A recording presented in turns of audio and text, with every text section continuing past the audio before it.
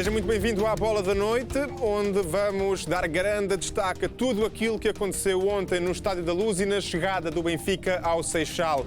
O autocarro dos encarnados foi apedrejado, Weigl e Zivkovic ficaram feridos e foram para o hospital. As casas de Bruno Lage, Grimaldo, Pizzi e Rafa foram vandalizadas. Clima de terror no universo encarnado que vamos analisar com grande destaque nesta Bola da Noite. Antes disso, dar-lhe conta de algumas notícias que estão a marcar esta sexta-feira. Começo pela bola que rola no relevado no Estádio do Desportivo das Aves. O Belenenses está a vencer neste momento por 2-0 a formação do Desportivo das Aves. Um autogolo do guarda-redes da equipa da casa e um grande golo de Silvestre Varela vão ditando aquele que é neste momento o resultado a favor da equipa azul, quando ainda estamos na primeira parte. Outra das notícias que também está a marcar esta sexta-feira é que o Sporting de Braga perdeu com o Santa Clara. Os primeiros 4 classificados não venceram no regresso ao campeonato. O Santa Clara estreou-se na nova casa ao vencer por 3-2. O Santa Clara deixou os Açores e mudou-se para a cidade do futebol, que teve Fernando Santos nas bancadas. O selecionador nacional viu Trincão ser tocado na área aos 17 minutos e Artur Soares Dias assinalar penalti com recurso ao vídeo-árbitro. Fran Sérgio assumiu a marcação do castigo máximo e deu vantagem aos minhotos, 1-0 para o Braga ao minuto 20. O Santa Clara respondeu aos 34 minutos e chegou ao empate num grande golo de Tiago Santana. O avançado dominou e rematou de pé esquerdo, Mateus não teve qualquer hipótese. Empate ao intervalo que o Braga quebrou no início da segunda parte. Trincão combinou com Sequeira e deu nova vantagem à equipa de Custódio. 7º golo na Liga do avançado que vai rumar ao Barcelona. A vantagem dos bracarenses esteve muito perto de aumentar, mas Fran Sérgio errou o alvo por pouco. No entanto, o Braga não esteve muito tempo na liderança. Raul Silva travou Tiago Santana na grande área e o árbitro assinalou penalti para o Santa Clara. O central do Braga viu o segundo amarelo e acabou expulso. Da marca dos 11 metros, Tiago Santana aproveitou para bizar e fez o 2-2 para a equipa açoriana. Motivados, os insulares aproveitaram a superioridade numérica e Carlos Júnior apareceu na pequena área para apontar o 3-2 final. Um golo marcado aos 90+2 e muito festejado pela bancada digital. O Santa Clara retoma o campeonato com uma vitória. O Flamengo oficializou esta sexta-feira a renovação de contrato com Jorge Jesus e esta é outra das notícias também em destaque na nossa abertura da Bola da Noite. Contrato estendido por mais um ano. Em comunicado no site oficial, o clube rubro-negro explica que o treinador português está agora ligado ao clube até junho de 2021.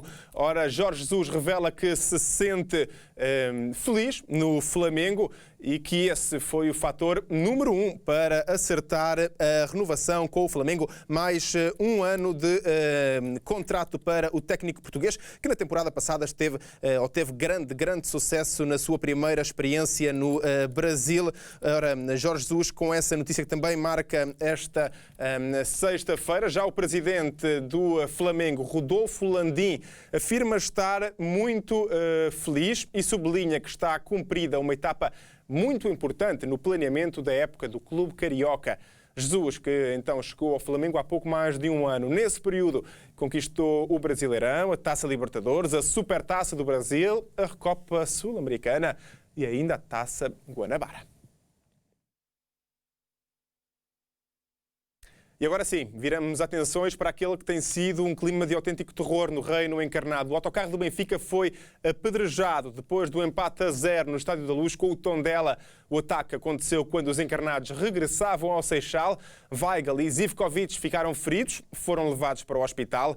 Luís Filipe Vieira reagiu esta tarde ao que aconteceu. O presidente do Benfica repudia e condena os atos, espera uma punição exemplar para estes atos inaceitáveis.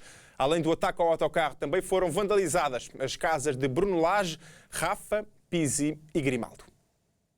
O regresso do Benfica ao campeonato terminou da pior forma possível. O autocarro dos encarnados foi atacado quando a equipa regressava ao centro de estágios do Seixal. A viatura das Águias foi apedrejada já depois de terem saído da A2. Os autores, que ainda não foram identificados, aproveitaram o momento em que o autocarro passou por baixo de um viaduto para materializar o ataque. A viatura foi atingida com várias pedras que provocaram estilhaços e feriram 2 jogadores. Julian Weigl e Zivkovic ficaram feridos na cara e tiveram de ser assistidos no Seixal. Tanto o médio como o extremo ficaram com ferimentos superficiais. O Benfica levou os dois jogadores para o Hospital da Luz para serem observados uma segunda vez como medida de precaução. Além do ataque ao autocarro, a casa de Pizzi foi vandalizada durante a madrugada. Foram escritos insultos no portão e ainda uma ameaça. "Pizzi, estás avisado", foi a frase escrita no portão. As casas de Bruno Lage, Rafa e Grimaldo também foram alvo de vandalismo durante a última noite, nomeadamente através de grafites. O Benfica fez questão de mostrar o estado em que ficaram as residências do técnico e dos 3 jogadores numa declaração oficial de Luís Filipe Vieira. Em comunicado, o presidente das Águias manifestou profundo repúdio por tais comportamentos, bem como total apoio aos visados. Luís Filipe Vieira pede ainda uma punição exemplar para os responsáveis. Já durante a madrugada, as Águias tinham publicado uma nota, esta a repudiar o ataque ao autocarro. O Benfica fala num apedrejamento criminoso e garante que vai colaborar ao máximo com as autoridades para encontrar os responsáveis. Também a Liga Portuguesa critica o ataque ao autocarro dos encarnados. Através de comunicado, o órgão liderado por Pedro Proença lamenta o apedrejamento numa altura em que o futebol português precisa de união. A Federação Portuguesa de Futebol, na pessoa do presidente Fernando Gomes, condenou um ato que classifica como bárbaro e cobarde. E o mesmo aconteceu com o Sindicato dos Jogadores, que reitera que comportamentos criminosos como este não podem continuar a ser associados ao futebol português. Já Julian Weigl, um dos jogadores feridos no ataque, desabafou nas redes sociais que foi ultrapassada uma linha. Na imagem, o alemão surge ao lado de Zivkovic, o outro ferido, que está com ligaduras no olho direito. O extremo partilhou a mesma fotografia com uma legenda diferente. "Não se justifica", diz Zivkovic. Os ataques ao autocarro e às casas dos jogadores aconteceram pouco depois de o Benfica ter empatado a 0 com o Tondela. A equipa de Bruno Lage falhou o assalto à liderança e perdeu a oportunidade de ser líder isolada do campeonato. Julian Weigl foi um dos jogadores do Benfica que ficou ferido após o apedrejamento do autocarro. Foi a segunda vez na carreira que o médio alemão sofreu um ataque deste género. Em 2017, Weigl estava no autocarro do Borussia Dortmund, que foi alvo de um atentado com bombas. Julian Weigl sofreu pela segunda vez na carreira um ataque quando seguia no autocarro de um clube de futebol. O médio foi um dos jogadores do Benfica que ficou ferido no apedrejamento do veículo das Águias após o empate com o Tondela. O alemão ficou com ferimentos ligeiros e em estado de choque após o que aconteceu na madrugada de sexta-feira. É preciso recuar até 2017 para recordar a outra vez que o médio sofreu um ataque no autocarro. Weigl ainda representava o Borussia Dortmund quando 3 bombas artesanais explodiram perto do veículo da equipa alemã. O ataque aconteceu pouco antes do jogo entre o Borussia Dortmund e o Mónaco a contar para a Liga dos Campeões. O clube germânico já reagiu a este apedrejamento ao autocarro do Benfica. O Dortmund deixa uma mensagem a desejar as melhoras ao médio. Na mente tanto do jogador como do clube, ainda vive o ataque de 2017. Além de Julian Weigl, também Zivkovic ficou ferido no apedrejamento do autocarro dos encarnados. O sérvio teve mesmo de colocar ligadura junto do olho direito, mas ambos os jogadores estão livres de perigo e sofreram apenas ferimentos ligeiros. Luís Filipe Vieira esteve 10 minutos com a equipa no Seixal e mostrou-se indignado com o último resultado. O presidente do Benfica não gostou nem do resultado, nem da exibição e exige uma mudança de atitude. Luís Filipe Vieira insurgiu-se contra o comportamento dos jogadores em campo no jogo com o Tondela. O presidente do Benfica esteve 10 minutos à conversa com a equipa no Seixal, depois do regresso do Estádio da Luz. De acordo com informações do jornal A Bola, Luís Filipe Vieira foi duríssimo com os atletas durante a conversa e dirigiu-se essencialmente aos jogadores. O líder exigiu uma mudança imediata de atitude e alertou inconformado que a equipa não pode continuar a jogar da mesma maneira.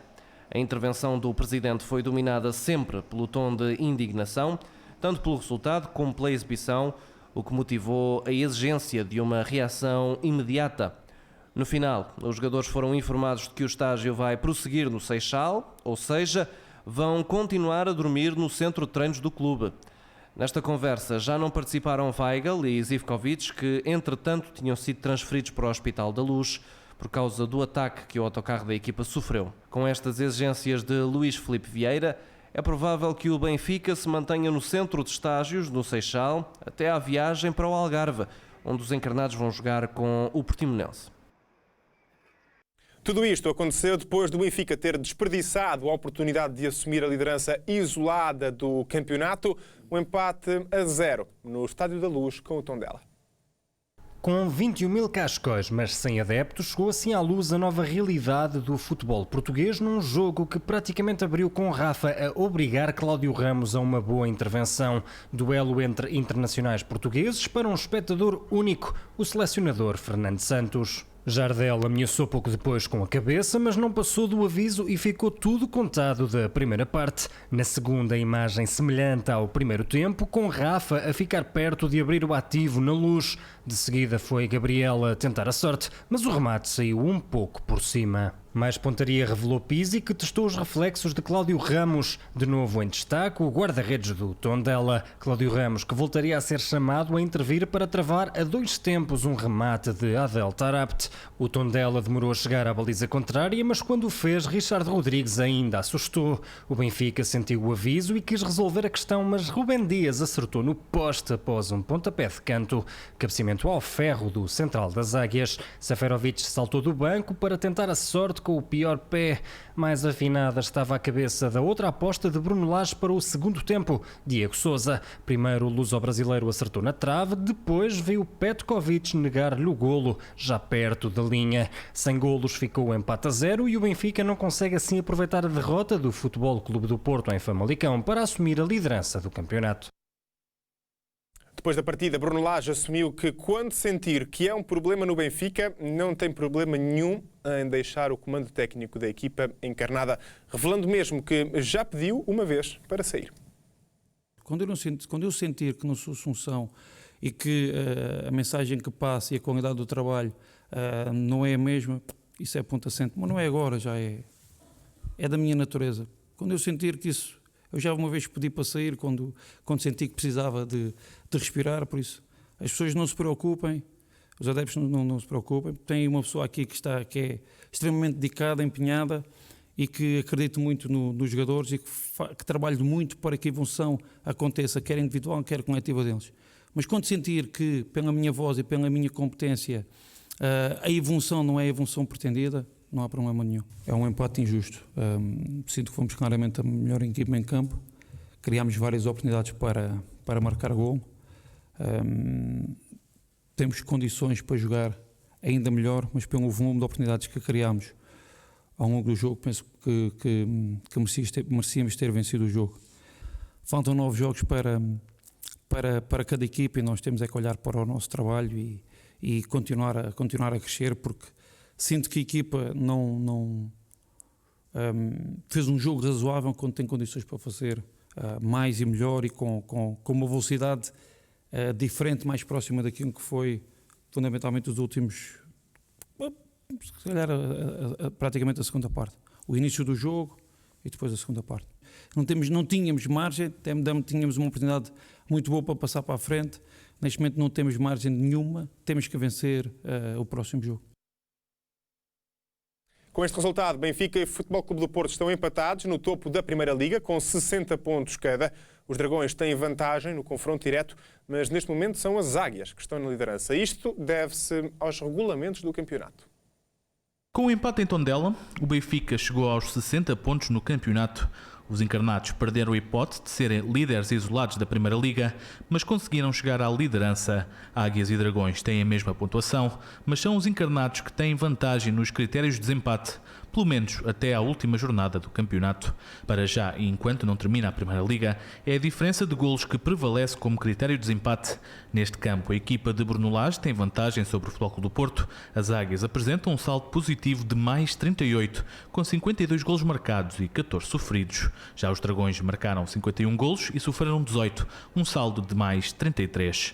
O critério de diferença de golos desaparece assim que terminar a última jornada do campeonato, conforme está definido nos regulamentos da Liga. Nesse lugar encaixa o confronto direto como forma de definir que equipa fica por cima na classificação. Aqui, o Futebol Clube do Porto tem vantagem. A equipa de Sérgio Conceição já fez os 2 jogos contra o Benfica e venceu os 2. Vitórias importantes que garantem que os Dragões têm vantagem no confronto direto. Ainda faltam 9 jornadas para o fim do campeonato. Há muito por decidir e pontos que são decisivos. Caso a Liga acabe como está, no entanto, com Águias e Dragões empatados, o Futebol Clube do Porto sagra-se campeão nacional. Seguimos também para a conversa nesta edição da Bola da Noite. Comigo em estúdio estão o André Pipa e também José Manuel Delgado, o nosso comentador da Bola TV e o nosso diretor adjunto do Jornal da Bola. José, gostava de começar por si. Muito boa noite. Boa noite. Em relação a este clima que se tem vivido no Benfica, sobretudo ao longo das últimas 24 horas, ou aquelas horas terríveis da última noite, o que é que lhe vem à cabeça e o que é que acha de tudo isto e deste momento que o Benfica está a viver, dentro e fora do relevado? Olha, a primeira coisa que me vem à cabeça é premeditação. Então, o campeonato está parado 3 meses, não há jogos, não há casos, não há causas, não há nada que faça ferver e assim, inadvertidamente, ao primeiro jogo acontece uma coisa destas. Não parece que tenha sido uma razão. Às vezes há razões emocionais que levam a que estes climas sejam criados. Neste caso não, é frio, é seco, completamente, está tudo parado e depois de repente há um empate em casa e isto acontece. Não, isto para acontecer tinha que estar programado para acontecer, ou para acontecer na primeira oportunidade. E depois, da forma como as coisas se processaram, primeiro com aquele atentado, aquilo é uma coisa de uma gravidade enorme. Feito friamente, premeditadamente, com um sítio escolhido, o que não denota uma raiva por um momento, denota uma frieza e uma premeditação enormes, por um lado. Por outro lado, depois, com a possibilidade de irem à casa dos jogadores, isso também é mais um sinal de que as coisas foram programadas, não foram, eu diria que espontâneas. E depois, em relação a isso, também poderemos calhar um bocadinho mais tarde, falar sobre estes tipos de incidentes e as diferenças que existem entre eles. Porque para os jogadores e para o grupo de trabalho é uma coisa muito complicada. Saberem que adeptos que os referenciaram, adeptos não, os bandidos que os referenciaram, um gangue que os referenciou, sabe onde é que eles moram e sabe onde é que é a casa deles. E uns foi no portão, mas o Bruno Lage foi na porta de casa. Isto é de uma gravidade e é de uma destabilização tremenda. É uma coisa de grande gravidade. Portanto, eu acho que isto vai mais fundo do que propriamente um só mau resultado e depois a angústia dos adeptos por um mau resultado. Neste contexto, julgo que o Benfica vai ter que aprofundar esta questão. Do ponto de vista das autoridades, eu sei que os indivíduos mais perigosos de cada claque estão referenciados, eles vão ter que ir à procura deles nesse aspecto e vão ter que tentar descobrir, não será fácil, mas de qualquer maneira, em relação ao Benfica, claramente que estamos aqui num ato pensado e premeditado, que vem num crescendo de violência também entre claques, a claque do Benfica e a claque do Sporting tem andado à pancada com situações gravíssimas, com o campeonato parado, e para já ainda não houve quem pusesse mão nisto. E isso é uma grande dificuldade que a imagem do futebol português enfrenta, porque isto é pernicioso. Nós um dia temos uma equipa a fazer manchete, os portugueses são fantásticos. Já têm campeonato, nós estamos aqui, também queríamos, eles a seguir aos alemães foram impecáveis, puseram isto a funcionar. E depois no outro dia temos esta situação do Benfica que acaba por penalizar a imagem do futebol português. Penalizar justamente, porque isto é uma coisa absolutamente indigna, uma coisa terceiro-mundista e é uma coisa que tem que ser combatida. Vamos ter ao longo, temos mais 1h30 de programa, vamos ter a oportunidade de falar aprofundadamente de como é que isto nasceu, quais é que são as culpas dos clubes em toda esta situação, como é que os criadores deixaram que as criaturas crescessem a ponto de depois não os conseguirem controlar.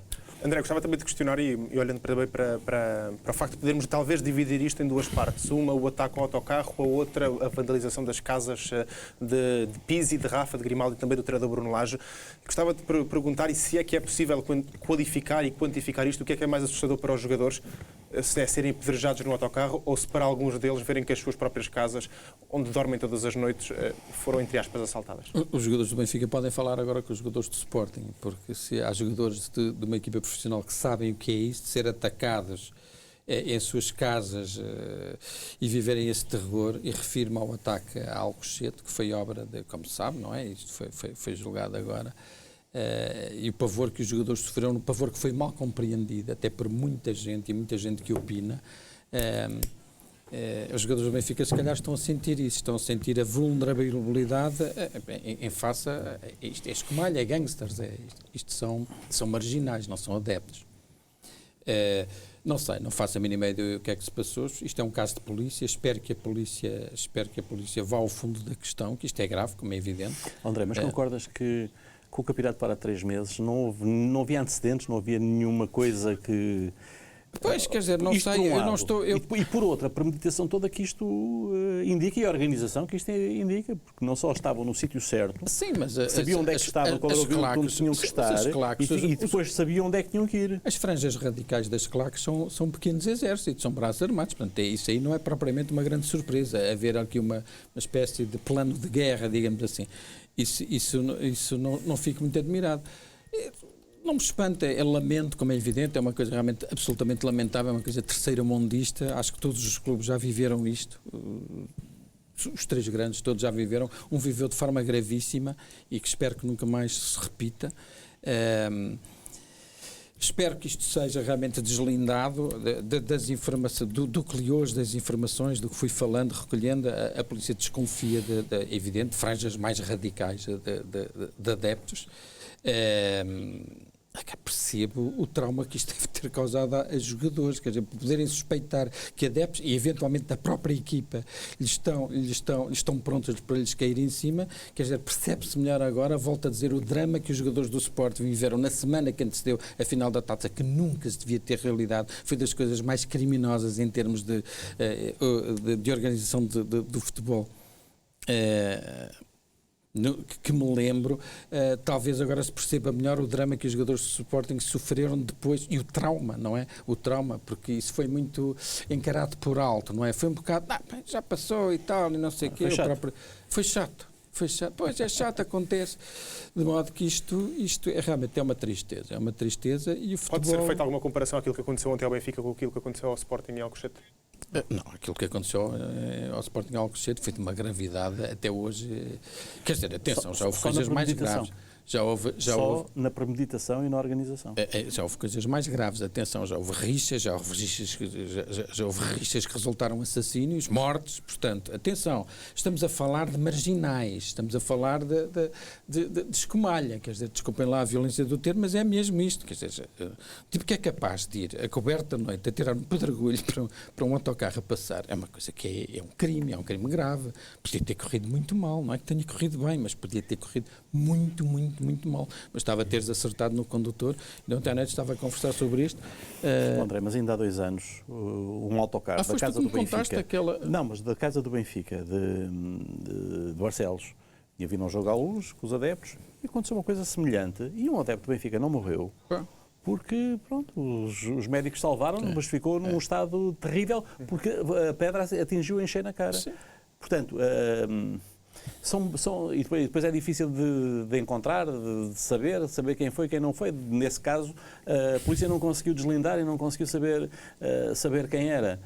Mas de facto é, como tu dizes, e bem, os clubes deixaram que uma certa marginalidade. Claro, certa. Não são todos, atenção, não são todos. Porque nem todos os adeptos da Juveléu são maus, nem todos os adeptos dos Noneiros são bons, nem todos os adeptos dos Super Dragões são maus. Há uns anos, uma vez em conversa com o comissário de polícia, antes do Benfica Sporting, ele dizia-me assim, sabe, se nós pudéssemos, se nos deixassem, nós íamos buscar 10 de cada um na véspera do jogo, ficavam aqui connosco até depois do jogo e não acontecia nada. O jogo passava sem incidentes. Portanto, eles têm isso referenciado. O problema é que os clubes, ao longo destes anos todos, deixaram que as claques fossem infiltradas por bandidos. por criminosos, por gangues. Há gangues nas claques, gangues das máfias do dia, gangues das máfias da noite, gangues de venda de droga, gangues de contrafação, gangues de venda de bilhetes. Há muito dinheiro a girar ali, naquela marginalidade. E depois há uma conflitualidade que é alimentada. Não há nenhuma razão para as claques de dois clubes se confrontarem antes do jogo, na véspera, combinam. Isto é puro e duro que acontecia nos piores momentos na Inglaterra e na Holanda. A Holanda também tinha esta prática os combates combinados. Aliás, se bem te lembras, que há um código quase de honra. Neste último caso foi o caso mais escabroso, aquela risca que resultou um adepto morto, assassinado por atropelamento. Esse caso estava a ser julgado em fevereiro. 10 elementos dos no-name erguidos, 12 do Sporting, o principal suspeito, Luís Pina, que apareceu, aliás, representado por um dos advogados mais caros e mais competentes deste país, e houve um pacto de silêncio entre os 22, os 10 mais 2. Queres melhor? Nem preciso dizer mais nada. Portanto, é marginalidade pura e dura. Os clubes estão... Mas os clubes deixaram-nos crescer. Sim, deixaram, mas há quem... De vez em quando dava-lhe jeito. Mas há quem tenha dado amor na mesa e nesse aspecto não há dúvida, louve-se-lhe a coragem. Este atual presidente do Sporting, não sei se irá muito longe, se resistirá, porque tem sido assobiado, insultado, tem sido pelo um pesadelo nos jogos em casa, não só nos jogos em casa, mas de facto com expressões muito duras, mas ele foi até, que me lembro, foi o primeiro a ter a coragem de acabou, não fazem dinheiro comigo, não fazem negócios, cortou-lhes os negócios, cortou-lhes as mordomias. Tens razão. Agora está a sofrer. E ainda tens razão, ainda mais noutra coisa, que foi a solidão em que o deixaram. Exato. Pois, porque não houve nenhum clube que se chegasse à frente e que dissesse, não, nós estamos solidários, o caminho é este. Puxou-se tudo em copas. É verdade. Como se o problema do Sporting não fosse o problema de todos. Exato. E é isto que no futebol português não conseguem perceber. Cada um só vê a sua árvore, não consegue perceber a floresta. E atenção, que eu estou a dizer isso, ele foi corajoso, mas atenção, ele está a pagar por isso. Ele é nitidamente um alvo a bater o Sporting, até podia ganhar 30-0 ao Porto ou 50-0 ao Benfica, ele seria sempre assobiado no final desse jogo. Portanto, ele tem ali um problema sério e não sei se o vai conseguir resolver. Daí também gostava de questionar, porque quando falamos de claques, sobretudo nos últimos tempos, fala-se com conotação negativa, mas obviamente que as claques também são importantes para os jogadores e para os contextos. Como fazer com que não se chegue à marginalidade e não se chegue a este tipo de coisas que aconteceram, por exemplo, ontem? Olha, falem com as ingleses. Não precisa de ir. A Inglaterra é longe. Os adeptos estão referenciados, os adeptos vão perigosos. aqui ao lado, vão à Espanha e perguntem, batem à porta na Castelhana, à direita, está lá um estádio, Santiago Bernabéu, batam à porta e perguntem assim, como é que resolveram o problema das claques? Aqui estes senhores que jogam de branco e que são o melhor clube do mundo. E eles explicam como é que acabaram com os Ultrasur e como é que criaram uma claque que tem 2.000 adeptos identificados, controlados, que respondem por aquilo que fazem e que estão no Bernabéu todos os jogos para animar a equipa e para criar um bom ambiente. O Real Madrid conseguiu, e não é preciso ir à Inglaterra, porque eles em Inglaterra acabaram por isso simplesmente, eles fecharam. Ali, não, eles acabaram com uma claque violentíssima que tinham, e gradualmente substituíram-na por outra claque. E como se acaba? Como fez Frederico Varandas? Não, mas o Frederico Varandas devia ter ido mais longe. Como fez o presidente que mais sofreu com isso, de acabar com uma claque, que é um senhor que se chama Juan Laporta, que acabou com a claque do Barcelona, que eram os bochonóis, que eram os bandidos. Eram mais bandidos ainda que os outros, ou eram pelo menos tão bandidos, e custou-lhe pessoalmente a ele e à família, que tiveram que andar com seguranças e com proteção e com uma série de ameaças, porque não é só cá que há muito dinheiro a girar em torno das claques. Lá fora também há, em todas as claques. Portanto, acabar com uma claque, como o Barcelona e o Real Madrid fizeram, é acabar com o negócio. É acabar com a influência que têm no clube. E até foi mais difícil no Barcelona do que no Real Madrid. E no Barcelona não tem, neste momento, que eu saiba, nenhuma claque organizada. Portanto, o Real Madrid ainda conseguiu e ainda tem aquela faixa que está normalmente atrás de uma baliza, que estão todos vestidos de branco, mas o Barcelona nem isso. Aqui, é assim, há muita gente que não gosta do projeto de lei, da lei que está para ser votada e que está para entrar em vigor, porque pede identificação aos adeptos que vão para as claques.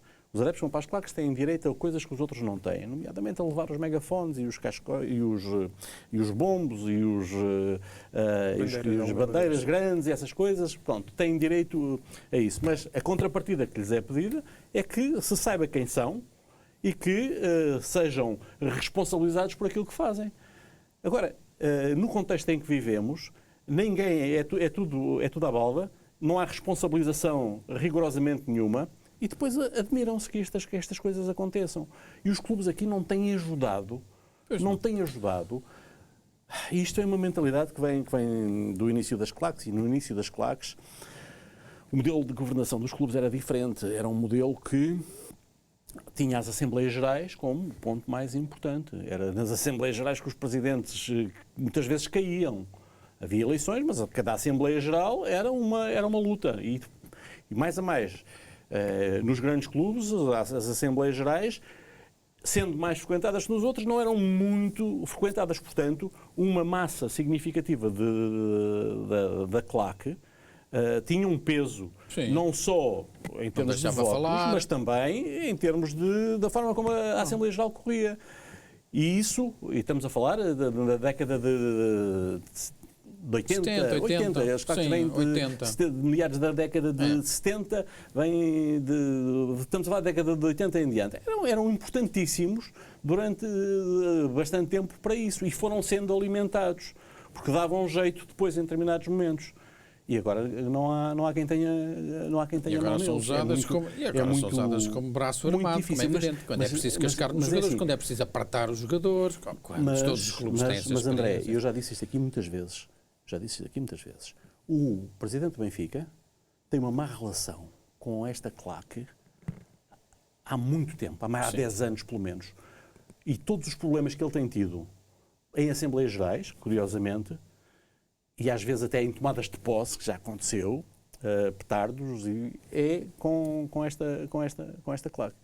Portanto, vamos ver o que é que isto significa num momento em que o Benfica, em outubro, tem eleições. É difícil depois de desligar uma coisa da outra. Sim. Não, André, claro, sim. É um cenário utópico pensar numa claque que não dê problemas? Ou seja, o propósito da claque, calculo que seja, obviamente, apoiar a sua equipa e ser uma facção de adeptos que se façam ouvir em casa e fora. Depende, não é? Depende. Real Madrid não dá problemas nenhum.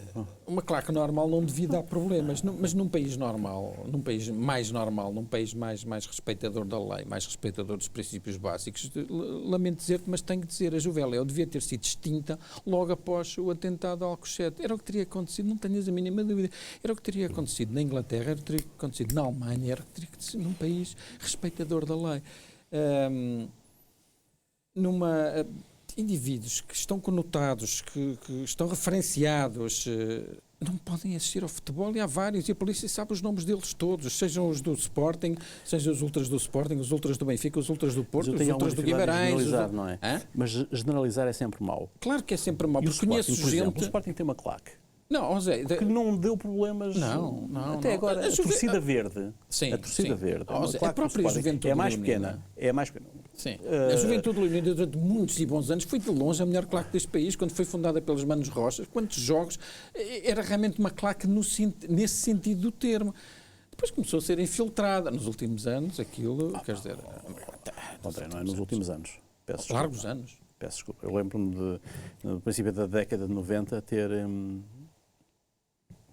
E fui eu que não fiz esse trabalho, mas participei nesse trabalho. Na altura, estava na revista Sábado e fizemos uma capa da revista em 92, talvez, 90 e por aí, com as infiltrações nazis e de extrema-direita nas claques dos clubes. Sim. Numa altura em que, na claque do Benfica, e isso estava documentado com fotos, apareciam bandeiras nazis, e na claque do Sporting também.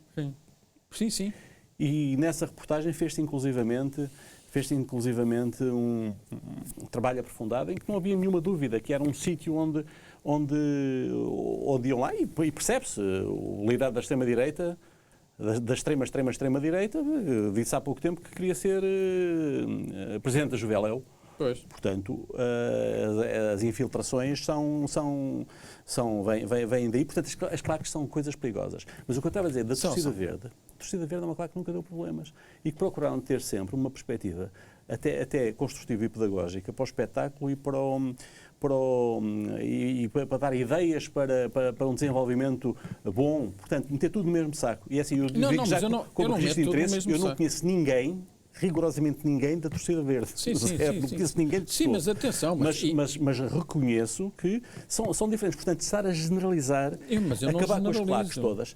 Não, vamos se calhar criar condições legais para ficar dentro de fronteiras razoáveis. Claro. E o que é que são fronteiras razoáveis? São a responsabilização de quem faz a asneira, são a impossibilidade de ir ao estádio, enfim, a quem é dada uma benesse de participar, fica obrigado a uma série de coisas. Há uma lei que diz isto tudo, que é do ano passado, e que tem andado para cá e para lá, e, como diz, o juridiquês tem estado a dar cabo da lei, porque nada é possível, porque viola este direito, ou viola aquele, ou viola o outro, e de tanta viola, a música depois é esta, que nós estamos aqui a ver. E não parece que haja realmente, da parte dos clubes de exceção feita ao Sporting, pelas condições absolutamente excepcionais que se conjugaram, mas que haja uma vontade muito grande. E tem que haver. De acabar. Mas para o Benfica agora isto é um sinal. E todos os clubes... André, mas se o Benfica depois disto, se o Benfica depois do que aconteceu ontem, mantiver a mesma posição face às claques, isso aí já transcende a compreensão e isso aí já haverá razões que a razão não conhece. E todos os clubes têm episódios que envergonham. E não é só este caso de violência e de ameaças a jogadores, de intimidação aos jogadores. Não é só... Nos cânticos, eu nunca me conformarei com o facto de ser aceite que se insulte filho da... O Benfica durante era recebido em 2 estádios rivais com aqueles cânticos.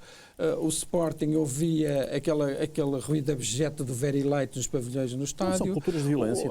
Quer dizer, é uma coisa... quer dizer, e os próprios clubes sentem-se bem com isso. Quer dizer, havia uma tarja uma vez num jogo de Pavilhão da Luz e eu lembro que até o Presidente do Sporting ou queria sair, porque o Presidente do Benfica não deu ordem para sair. No estádio de Alvalade insultaram o Eusébio, que tinha morrido. Quer dizer, os próprios dirigentes do clube agressor não sentem vergonha disto. Eu sério, quer dizer, bem sei que não está na lei, mas por carga d'água é que é lícito e é legítimo e é considerado uma coisa aceitável, um insulto desses, Benfica, filho da, ou o som do Very Light, ou outros insultos que também há, Pinta Costa, não sei o quê, também já ouvi, tanto na Luz como em Alvalade.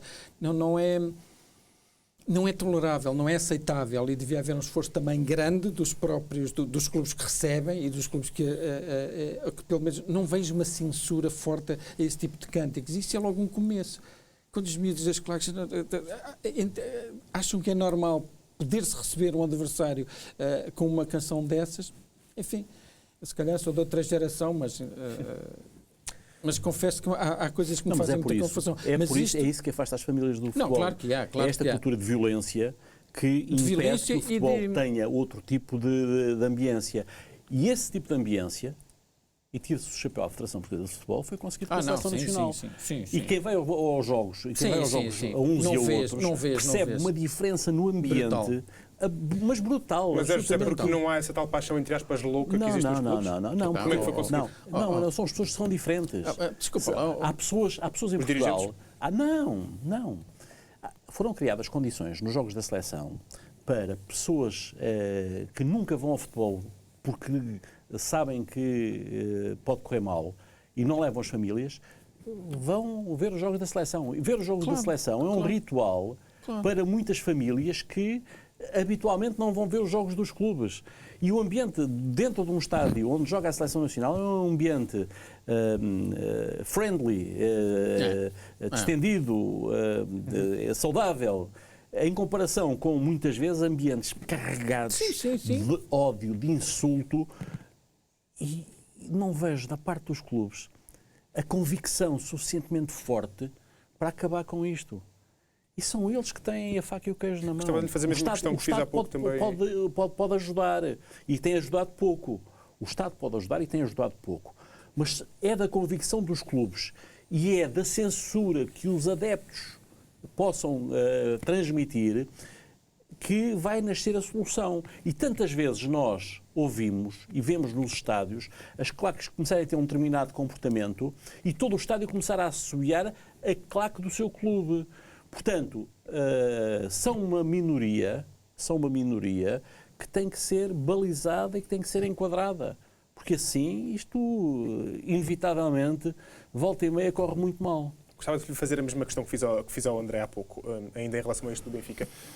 Se é que se pode quantificar, o que é mais assustador para os jogadores que veem o seu autocarro apedrejado numa espécie de ataque coletivo, ou para alguns jogadores do treinador Bruno Lage quando veem as suas casas vandalizadas, que é uma espécie de ataque mais individual? Não há nenhum tipo de comparação entre uma coisa e outra. A primeira tem a gravidade que tem, se acerta no condutor, no motorista, pode ser uma coisa grave, mas pronto. Agora, tu saberes que uma série de bandidos te marcaram a casa é uma coisa absolutamente perturbadora. É uma coisa suficientemente forte para um jogador mudar de clube.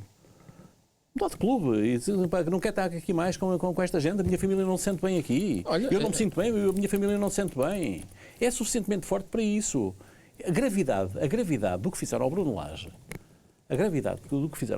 é inaudita. O Bruno Lage não mora numa vivenda, mora num andar. Entraram no prédio e foram pintar a porta de casa do andar onde ele mora. É muito mal, Não, é horrível. É horrível. Vocês lembram-se qual foi a reação? Em termos de coação, não, é péssimo. É uma coisa terrível. O Bruno Fernandes, no dia do ataque ao Alcochete, eu lembro perfeitamente ter lido. Não, ele já reconheceu isso, queria-se ir embora logo. Meus senhores, gostei muito, mandou logo a mulher e a filha, salvo erro, para o Porto, e não queria jogar mais. Não era que não gostasse, não queria. Estava com receio. E não foram à casa dele. Pois, não, mas percebes. Mas ir a casa, claro, ir a casa, André. Não, claro, é horrível. De grande violência e de grande intimidação. Evidente que este tipo de vale tudo, não é? Vale tudo. Isto referenciados, sabem, mas é perturbador, claro que é perturbador. E talvez perceba melhor agora, porque eu acho que isso foi muito mal, foi mal interpretado. Aquela semana, o pavor que os jogadores do Sporting e os relatos, veio a perceber-se melhor, sabes quando? Quando eles foram todos a tribunal e depois foram contar jamais, e o pavor que eles sofreram, e aquela cretinice, que não tem outro nome, de ter sido permitida a realização da final 6 dias depois, quando o Sporting nem treinou, não é? Esteve num hotel enfiado com os Jesus. Isso foi das coisas realmente mais tristes e mais lamentáveis. Aquela final devia ter sido anulada, cancelada, não se devia ter jogado. Mas os jogadores do Benfica percebem agora, se calhar, o que é que os jogadores do Sporting foi para o hospital por estar em estado de choque, mas com certeza foi o único ir ao hospital, mas poderão estar outros encastados. Com certeza. Com certeza. Então imagina o ambiente hoje. Foram a casa do Mister, foram isto, foram aquilo, a casa do Pizzi. Eu joguei, André. Pelo amor de Deus, quer dizer... Eu joguei 13 anos na primeira divisão e em muitas circunstâncias estive em autocarros que foram apedrejados. Simplesmente não tem comparação com isto. Isto acontecia como e quando? Acontecia naqueles jogos mais quentes, em que havia qualquer coisa, ou havia picardias, ou havia qualquer coisa, e o clima aquecia, e depois as pessoas ficavam lá e era difícil sair, e havia um contexto que não desculpava, mas explicava. Era um contexto, e a maior parte das vezes já era quase uma rotina. Em muitos sítios que isso acontecia. O que é que se fazia? Fechava-se as cortinas do autocarro, era a primeira coisa, por causa dos estilhaços. E depois, naquele período, muitas vezes, ou se deitava nos bancos, ou mesmo no corredor, e em muitas circunstâncias, e quem jogou comigo sabe que é exatamente assim. Em muitas circunstâncias depois entrava, batia a pedra, mesmo que partisse o vidro não havia problema porque as cortinas estavam fechadas. Era visto como um clima de terror na altura? Era um clima de grande intimidação, mas era mais genuíno. Deixa-me tentar explicar isto bem para não restarem nenhumas dúvidas. Era como uma pancada que havia nos estádios. Há muitos anos, os adeptos estavam misturados, aquilo de vez em quando desentendiam-se, andavam ali na bancada à batatada e pronto, e passava e siga. E sim. Era diferente, era diferente. Mas não era este clima. Não era este clima de ódio. É quase de ódio. Havia um jogador que dava uma pancada no outro e os adeptos no fim ficavam à espera e depois o autocarro passava e atiravam uma pedra. Não havia tal premeditação. Não, esta premeditação do que aconteceu ao Benfica ontem é que é altamente assustadora. Porque não é no calor, a pessoa está ali, está a coisa na emoção e faz um disparate, atira uma pedra, faz, pronto. Não é. Esta tem um grau de premeditação de tudo o que aconteceu que é muito diferente de todas estas coisas que aconteceram no meu tempo em que joguei. Aliás, a coisa mais grave, com consequências que podiam ter sido muito piores que passei, foi em Craiova. Depois da meia-final, empatámos 1-1, passámos à final da Taça UEFA e nessa viagem ainda na Roménia do Ceausescu, o Benfica foi autorizado para não ir para Bucareste, a Craiova ainda era longe, o Benfica foi autorizado a ir num voo charter. Mas como o aeroporto estava perto de Craiova, o aeroporto que estava mais perto era o aeroporto do Pacto de Varsóvia, teve que ser um avião romeno a vir-nos buscar a Lisboa, enfim. Na viagem, e o avião tinha uma hora de saída, acabou o jogo e nós regressámos ao hotel para ir buscar as malas e buscar tudo. Não fomos diretamente do estádio para o aeroporto, como é normal. Fomos ao hotel e na saída do hotel, o hotel estava completamente cercado de adeptos do Craiova, mas eram milhares de pessoas. E houve um que já o autocarro estava a sair, atirou uma pedrinha, um paralelo, que estilhaçou o vidro e um estilhaço foi alojar-se no olho do Júlio Borges, que era o chefe de departamento de futebol. Portanto, chegou a Lisboa com o olho tapado e teve ali uma série de problemas na vista, exatamente por essa circunstância. Mas aí posso dizer que apanhámos todos porque ninguém estava à espera. Enquanto nas outras circunstâncias já se sabia e fechava-se a janela e aquilo era quase um ritual, tiravam as pedras e aquilo pronto, passava. Naquela circunstância não estava ninguém à espera de uma coisa daquelas e foi um enorme susto. Daquilo que eu consigo perceber, então, e corrija-me se eu estiver errado, mas a grande diferença dessa altura era sobretudo o aspecto psicológico que existiu sobretudo naquilo que foram os ataques pessoais a Laje, Grimaldo, Pizzi e Rafa. Eu acho que a conjugação das duas coisas. Tu repara, tu vais no autocarro, eu não sei qual era a velocidade que o autocarro ia, não conheço esse detalhe, mas em tese tu vais no autocarro e alguém que está em cima do vidro te atira um padragulho para o autocarro, pode matar 50 pessoas, pode matar as pessoas todas dentro do autocarro. Porque o motorista pode descontrolar-se, pode perder o coisa, pode assustar-se e o autocarro pode sair para onde for. Portanto, esse ato é um ato criminoso gravíssimo. Gravíssimo para qualquer... Há uns anos houve uma série de atentados destes na A1. Iam para cima dos viadutos e os carros passavam e atiravam pedras cá para baixo. Morreram pessoas assim. E depois fecharam por cima, fizeram umas gaiolas nos viadutos para esses energúmenos não atirarem pedras cá para baixo. E eram carros que iam se divertir para ali, assim, morreram pessoas assim. Portanto, isto é uma coisa de um perigo enorme. Agora, tu conjugas isto e com o que aconteceu a seguir e tu tens aqui um plano organizado. Daí a gravidade ser muito maior. E a primeira coisa que me veio à cabeça foi a caracterização que o Ministério Público tinha feito na acusação de Alcochete. Terrorismo. Isto é terrorismo. Isto é aterrorizar de forma organizada. Que consequências é que isto vai ter na direção do Benfica? É uma questão. Que consequências é que isto vai ter no rendimento da equipa? é uma dúvida insondável. E ainda bem que fala nisso, Tu José não Manuel sabes, Delgado. não sabes o que é que vai acontecer. Porque há um dos nossos protagonistas do nosso campeonato, e não falo de um jogador dos 3 grandes, falo de Fábio Martins, que é um dos grandes protagonistas do nosso campeonato, por tudo aquilo que tem feito dentro dos relevados. E tem sido também protagonista por aquilo que tem dito e feito nas redes sociais, onde sabemos também que muitas vezes em Portugal a comunicação é um pouco cortada.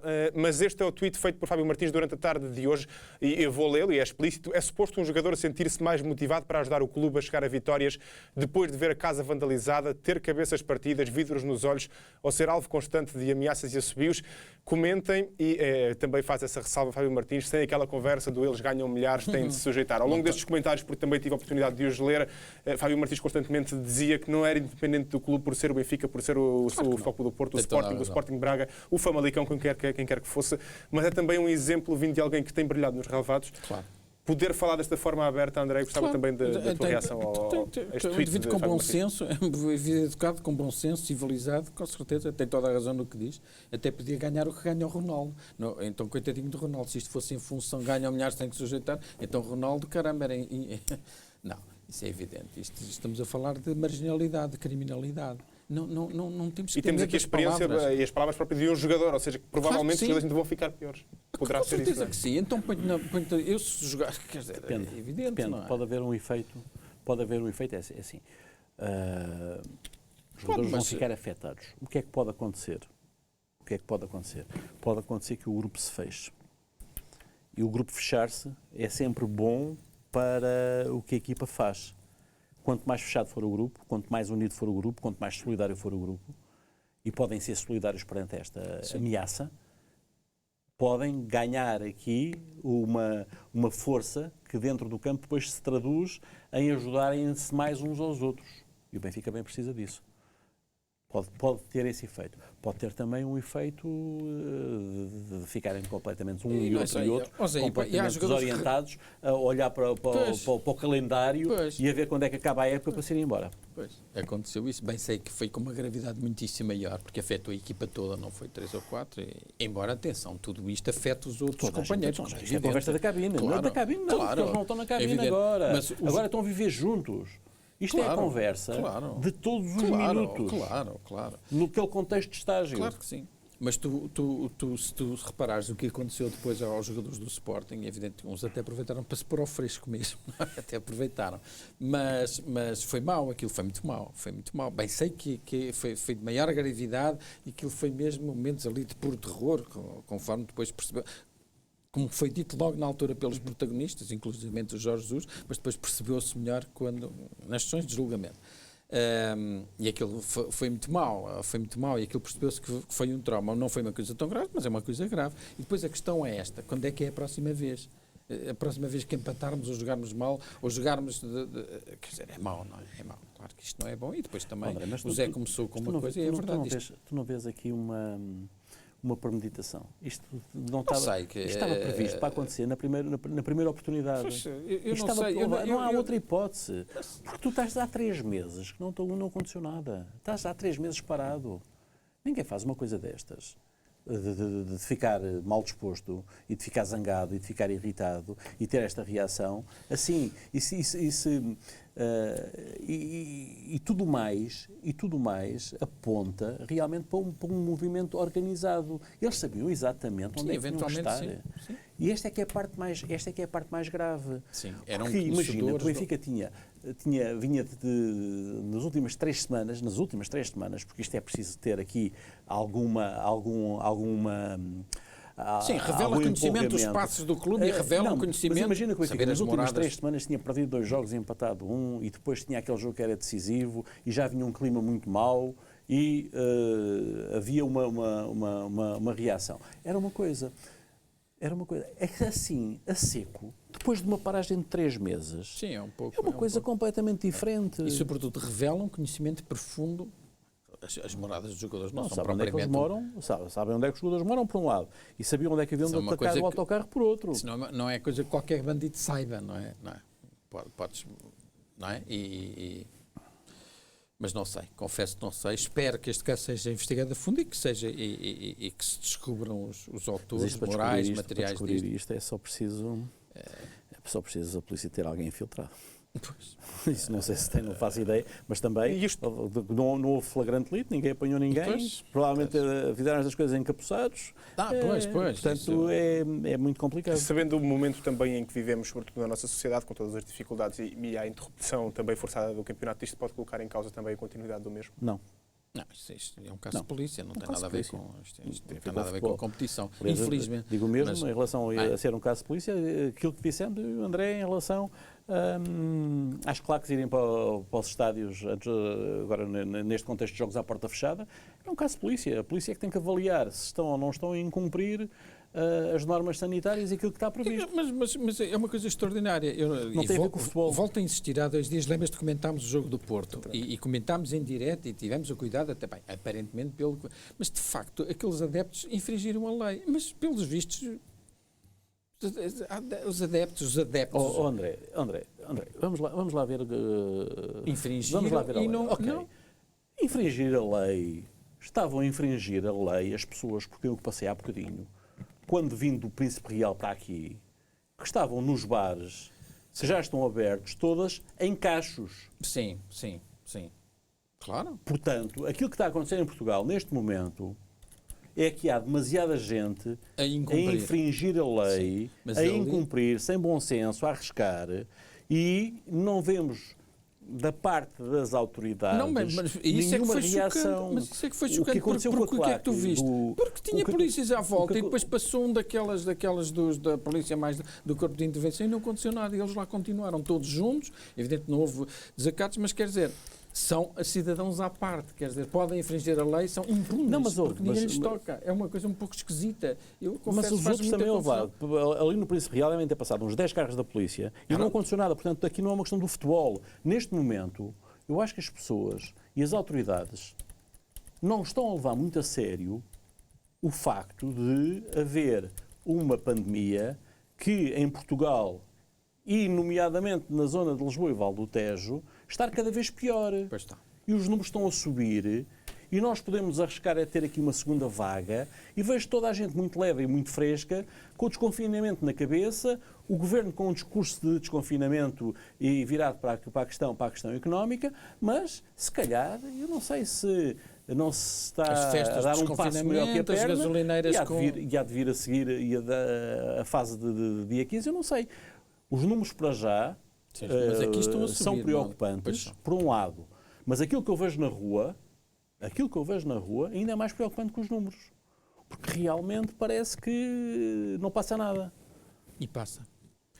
Em relação àquilo que aconteceu dentro do relevado, que também não foi bom para o Benfica, tinha a oportunidade, André, de subir à liderança isolada do campeonato, deixou-se empatar em casa frente ao Tondela. O que é que faltou até ao Benfica para se conseguir superiorizar ao 14º classificado do campeonato? Atitude, intensidade, pontaria, eficácia, acho que faltou quase tudo.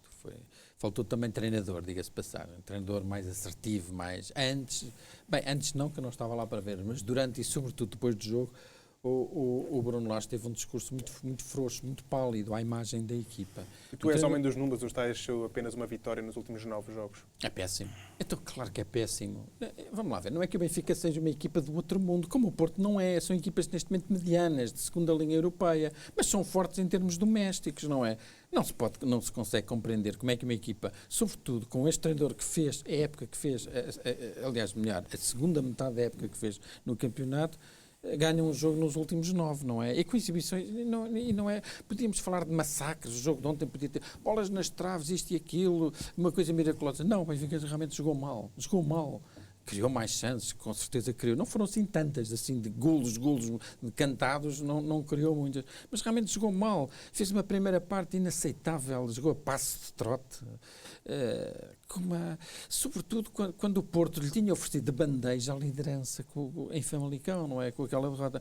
Portanto, não se percebe. Parece que aqueles 3 meses de paragem, o Benfica continua a jogar, a mostrar os mesmos erros que já se lhe vinham notando. E parece que não mudou nada. Mas, sobretudo agora, percebeu-se um Bruno Lage, não sei se eu não quero ser injusto com ele, mas muito pouco crente, estava muito triste, muito apagado na conferência de imprensa. Mas que história é esta, quando se sentir que não sou solução? Então, mas um treinador vai dizer isto? Podia ter dito, já vi que alguns cronistas afetos ao Benfica, hoje, e evidentemente, A questão é esta, num mau resultado, numa grande frustração, não consegues, pelo menos tentas focar-te no ponto positivo. Qual era? Isso que ele devia ter dito. Não foi bom, mas atenção, ontem estávamos um ponto, hoje estamos iguais. Não é? Pelo menos isso, nem isso ele se lembrou de fazer. Não, foi uma coisa muito frouxa, muito apagada. Não sei. Ontem falámos disso aqui à noite. Eu acho que o Bruno Lage está a acusar inexperiência do futebol de alta competição. Por muito bom que ele seja, com certeza que ele tem qualidades, mas há coisas que se notam. A falta de liderança, a falta de pulso. Depois, ele pretende ser educado, ser bom. Eu quase que parece monódio, é tão bom que não pode ser assim. O futebol não tem que ter uma dose de malandrice, é preciso berrar também, é preciso dar um murro na mesa. E ele parece muito macio e não sei, lá está, não quero ser injusto, não estou lá a ver, não sei como é que ele treina, não.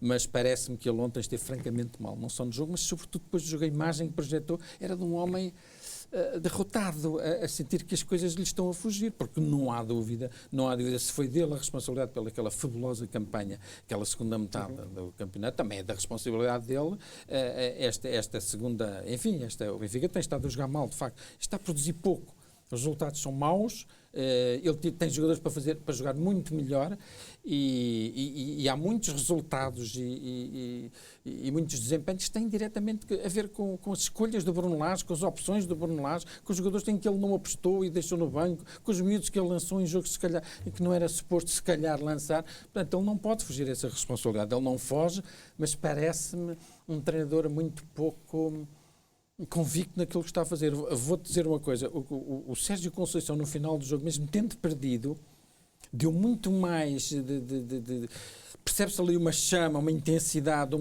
uma raiva que se devia ter visto no próprio treinador do Benfica, e sem se esquecer aquele ligeiro pormenor, pronto, dentro do mal, devia ter dito logo a abrir, atenção que ontem estávamos a um ponto do Porto, hoje estamos iguais. Faltou crença, José Manuel Delgado, no discurso. Concorda com o André? Sim, o discurso foi um discurso triste, pálido, não é? cinzento, triste, quase que comprometido, de quem se calhar teve a noção de que a exibição do Benfica foi muito, muito pobrezinha. Mas o Bruno Lage tem um problema para resolver, e 3 meses depois da paragem, o Benfica regressou com os mesmos defeitos que tinha demonstrado até março. E isso é que do ponto de vista da análise, que raio de diagnóstico é que foi feito pela equipa técnica do Benfica? Mas sabes que foi isso, estás a dizer, que enfureceu os benfiquistas? Foi sentir que... Então estávamos a jogar miseravelmente. 3 meses depois... Nós ontem tivemos a ouvir o Fernando Seara, depois do jogo. Disse que estava desolado e que estava zangado. Pois. Porque Então não mudou realmente nada. Então este tipo teve 3 meses e não mudou nada. Mas então os mesmos erros, as mesmas... E o Benfica, a jogar assim, não vai lá nenhum. Assim, com esta intensidade. Depois podia ter ganho. Teve bola na trava, outra que bateu lá, mais uma oportunidade. O Tondela também pegou um susto, mas assim, podia ter ganho, podia. Claro. Jogou como deve jogar um candidato ao título? Não. Nem por sombras. E essa é que é a análise que tem que ser feita. E depois é assim. E olhando para os jogadores do Benfica, juntando aqueles jogadores, aquele é o máximo rendimento que aquela equipa consegue dar. Não, claramente não. E as opções para jogar em casa, frente a um Tondela, que trouxe o autocarro, e vai mais fácil trazer o autocarro. O Benfica vai ter que contar com isso e o Porto também. É mais fácil trazer o autocarro, não há público. Não há o público da casa a assobiar porque estão a perder tempo e têm o autocarro lá à frente. Nem depois, quando jogam em casa ao próprio público, também não gosta que a equipa se meta lá atrás a defender só. Portanto, as equipas mais pequenas agora, mais a mais nesta fase, em que fisicamente não estão bem, vão ter esse procedimento. Portanto, com este procedimento, uma equipa como a Benfica, com os meios que tem, não pode jogar daquela maneira a circular a bola para um lado e para o outro, e para um lado e para o outro, que é serrar serradura, é chover no molhado. É ter um ponta de lança lá à pesca à frente e depois não ter ninguém à volta e ter cruzamentos para um contra 3 ou 1 contra 4 na zona em que tem que fazer mal, com 2 pontas de lança mais no banco e com o Taarabt, que é um bom jogador. Taarabt é bom jogador. simplesmente é daqueles jogadores que tu não percebes muito bem para que é que serve. Serve para uma coisa, seguramente. É um jogador que pode estar no plantel, pode estar no banco, e a qualquer momento tu tens 2 pontas de lança em campo e queres fechar um bocadinho mais, queres forçar um bocadinho mais o meio campo, vais buscá-lo e colocas a jogar. Precisas de alguém que joga a partir da esquerda e que garanta ali alguma coisa, também serve. Portanto, é um jogador interessantíssimo nesse aspecto. Colocar o Taarabt como pivô e figura central do Benfica, eu acho que não faz sentido, porque ele é assim. Ele não consegue ser um 9,5, que era aquilo que o Bruno Lage provavelmente desejava, que é alguém que aparecesse nas costas do Vinícius. Não consegue ser um 9, mas também não consegue ser, porque não tem dimensão, para ser um 10, para ser o patrão da equipa. E a dinâmica, com o futebol de toque, pouco produtivo, acaba por ser favorável à equipa que defende. Porque se tu tens as tuas pedras colocadas, se na área tens um avançado e sabes que tens lá 3 defesas, e se a outra equipa vai circulando só a bola, deixa-os circular. Podem fazer 80% de posse de bola, qual é o problema? E isso o Benfica não resolveu. O Benfica não resolveu antes e ainda não resolveu. E agora não sei se vai ou não resolver, porque tudo o que acontecer agora, para o bem e para o mal, vai ficar também vinculado ao que aconteceu ontem, depois do jogo. E aí realmente não sei, é como aos melões, só depois de abrir, é que se percebe que Benfica é que vai estar na quarta-feira em Portimão, para um jogo complicadíssimo. O Portimonense ganhou e pensa que pode salvar-se ainda, tem condições para isso, um jogo dificílimo. A seguir tem Rio Ave. Portanto, o Benfica tem que ter muito mais intensidade, muito mais agressividade, princípios de jogo muito menos complicados. Pois é. E perceber que só com um jogadorzinho à pesca lá à frente não é a mesma coisa. Depois, o Benfica o ano passado fez realmente uma ponta final de campeonato, uma segunda volta notável, absolutamente notável. Mas teve jogadores que tiveram uma capacidade de realização extraordinária. O Benfica o ano passado teve momentos da época em que era a equipa com melhor percentagem de concretização da Europa. Estávamos a brincar um bocadinho, e em cada 2 oportunidades fazia 3 golos.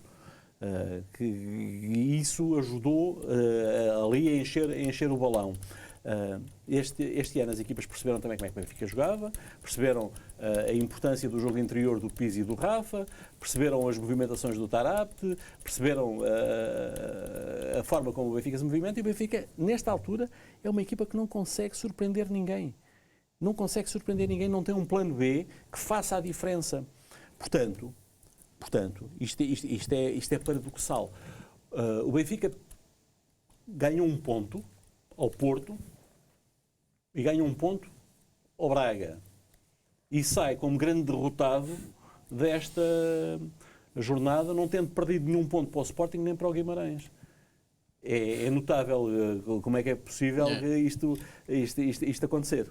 André, gostava também de te questionar em relação a isso, também de forma algo rápida, olhando para a jornada que ainda não terminou, esta retoma do campeonato, mas olhando para o topo da classificação. O Futebol Clube do Porto perdeu, o Sporting de Braga perdeu, o Benfica empatou e o Sporting também empatou. O que é que isto nos quer dizer deste resto de temporada que vamos ter, se é que nos pode dizer alguma coisa? Olha, em relação ao Porto, dizer uma coisa, pareceu-me, isto foi como pareceu, o Porto perdeu, mas mostrou mais, mostrou muito mais do que o Benfica, atenção, mostrou mais intensidade, mostrou mais agressividade, mostrou mais fome, mais pica, digamos assim. E já se percebeu, nenhum deles está a jogar a grande coisa. Aliás, tem sido assim a época. Este vai ser um campeão fraquinho, vai ser um campeão de pouco futebol, vai ser o campeão asterisco Covid, com certeza, e quem chegar ao final em primeiro, com certeza, há de ser um campeão justo, mas é um campeão que joga pouco futebol, um campeão de trazer por casa. O Braga hoje perdeu. A única coisa realmente boa foi um gol belíssimo, mais um do Trincão, que é um jogador o tal que foi vendido por 30 milhões ao Barcelona. Um belíssimo jogador. Trincão. Creio que temos ali craque. Agora, o Braga hoje borrou a pintura, porque o Braga, além, para mim, foi a equipa que mais regularmente, mais consistentemente jogou melhor futebol esta época, o que não quer dizer mais do que isso, atenção, não é a equipa mais competitiva, senão não estava a estes pontos. Poderia ter sido o grande vencedor desta jornada. Podia, claro que podia ter reduzido, ter ficado a 11 pontos, enfim, pronto. Ficou ainda mais longe, não é? Ficou ainda mais longe e, sobretudo, perdeu. O Braga, nos últimos 11 jogos de campeonato, tinha ganho 10 e empatado 1. E o que empatou foi quase uma prenda. Foi 2-2 com o Gil Vicente, depois de ter estado a vencer por 2-0. Portanto, o Braga hoje tombou, perdeu na cidade de futebol. Foi a estreia na cidade de futebol, perdeu com o Santa Clara, permitiu ali uma reviravolta e ficou com o Sporting mais perto, curiosamente, a 1 ponto. E vamos ver, o Rio Ave joga amanhã. O Rio Ave joga amanhã ou não sei se é amanhã ou se é depois da manhã. Joga com o Passos de Ferreira. Joga em casa. Se o Rio Ave, depois da manhã. Se o Rio Ave ganhar, estou aqui a fazer as contas, passa o Famalicão e fica a 2 pontos do Sporting. Portanto, poderemos ficar, se o Rio Ave ganhar, poderemos ficar Braga 46, Sporting 43, Rio Ave 41, Famalicão 40, Vitória de Guimarães 38. Enfim, temos pelo menos 9 jornadas, temos ali uma luta que promete. Benfica e Porto estão iguais, obviamente, mas o que fica, é o paradoxo que o chamou a atenção, mas percebe-se porquê. Porque não comparar a dificuldade, o Famalicão com o Tondela, não é? O Famalicão é uma equipa que tem sido a sensação, que venceu, que fez a vida negra ao Benfica, nas meias finais da Taça, deu 3-1 ao Sporting, venceu o Porto.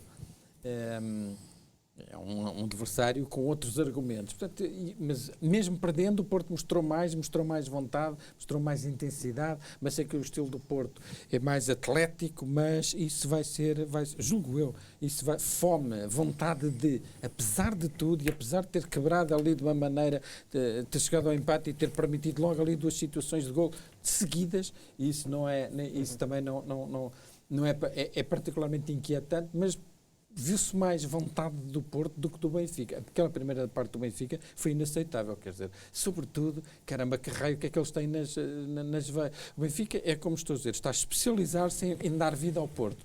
É a segunda ou terceira vez esta temporada que o Benfica falha uma oportunidade, eu não digo estender o Porto, porque as equipas estão equilibradas, têm os mesmos pontos, mas de o colocar junto às cordas e não consegue. Aproveitar também para dizer que acaba de terminar na Vila das Aves o jogo entre o Desportivo das Aves e também o Belenenses. Vitória por 2-0 para a formação do Belenenses Sada. É curiosamente então mais uma derrota para a formação do Desportivo das Aves, que continua no último lugar do campeonato com apenas 13 pontos conquistados, que permanece a 9 do Passos de Ferreira, que é a primeira equipa acima da linha de água e já com mais um jogo. Também de forma rápida, José Manuel Delgado, não olhando tanto para este jogo do Belenenses, mas de forma geral para aquilo que vimos desta jornada, se já nos pode dizer de alguma forma aquilo que vamos ter para o resto do campeonato? Não. É assim, três vitórias em casa, 7 jogos, 3 vitórias em casa, 3 empates, 1 vitória fora. Portanto, e uma grande surpresa, que foi a vitória do Famalicão sobre o Futebol Clube do Porto. Outra também surpresa razoável, que foi a vitória, o empate do Benfica com o Tondela.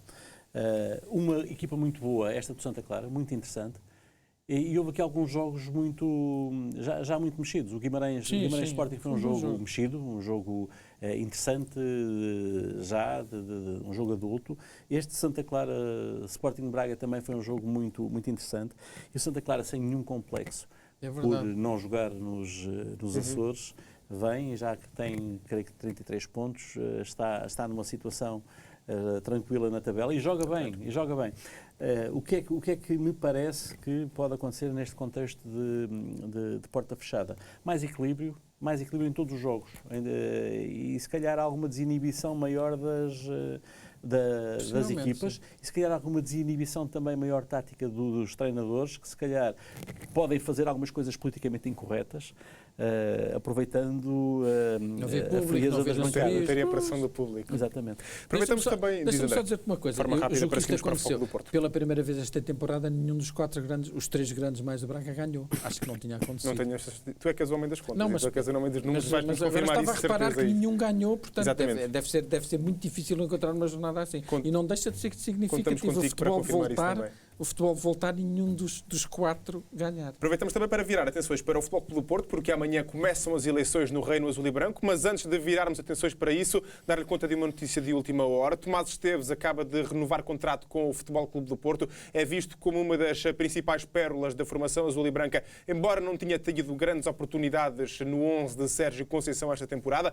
Tem estado com o plantel principal, fez também a pré-época. Lateral direito, renova contrato até 2024. Até o momento foram essas as informações oferecidas pelo Futebol Clube do Porto através da sua rede social Twitter. Tem apenas 18 anos no Futebol Clube do Porto desde 2011. Fez parte do plantel que venceu a UEFA Youth League. Foi também campeão nacional de Sub-19. Uma das principais pérolas da formação azul e branca renova então o contrato. Tomás Esteves ligado ao Futebol Clube do Porto até 2024.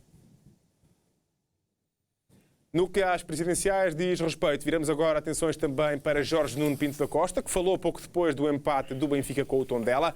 O presidente do Futebol Clube do Porto aproveitou para lembrar que o clube azul e branco é o único que depende apenas de si para ser campeão. E foi depois um jogo também atípico, correu mal. Tivemos muitas oportunidades na fase inicial do jogo, podíamos ter transformado num jogo relativamente fácil, não as concretizamos e quando na segunda parte trazíamos uma estratégia, sofremos um golo também atípico que alterou profundamente o sentido do jogo. Portanto, realmente foi um jogo para esquecer em todos os aspectos. Felizmente que no momento em que falamos, hoje um dirigente do Benfica dizia que o Benfica era o único clube que só dependia dele para ser campeão, e é verdade, falou verdade até há 10 minutos, mas hoje posso dizer aqui, podemos dizer todos, que o Futebol Clube do Porto é o único clube que só depende de si para ser campeão. Numa entrevista ao jornal A Bola, Nuno Lobo faz duras críticas a Jorge Nuno Pinto da Costa, o candidato da lista B à presidência dos Dragões. Considera que a atual presidência está a destruir o trabalho das últimas décadas. Nuno Lobo tem opiniões diferentes em relação aos candidatos à presidência do Futebol Clube do Porto. Elogiou José Fernando Rio, mas fez duras críticas a Pinto da Costa numa entrevista ao jornal A Bola.